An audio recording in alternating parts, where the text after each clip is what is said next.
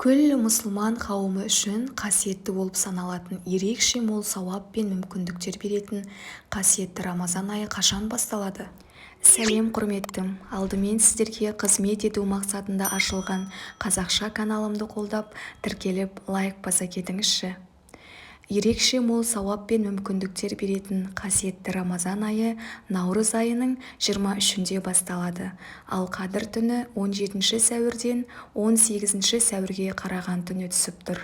Рамазан айы әр жылы қайта оралып мұсылман адамға өз-өзіне жаңадан тәрбие беруге мүмкіндік беретін мұсылман пенденің сабырлығы бойынша емтихан тапсыратын ай.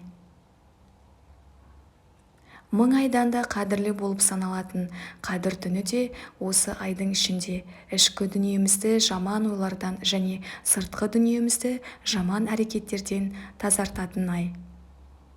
Ораза бізді дүниеде жамандықтан сақтайтын, ақыретте жаһаннамнан сақтайтын және күнәларымыздың кешірілуіне себепші болатын маңызды ғибадат.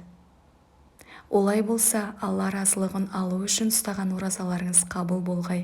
Алла баршамыздың ниетімізді қабыл етсін. Келесі видеода оразаны бірінші рет ұстауға ниет еткен адамдарға көруге кеңес беретін арнайы пайдалы ақпарат дайындадым. Осындай пайдалы ақпарат алу үшін каналыма тіркеліп, лайк басып, пікір жазуды ұмытпаңыз.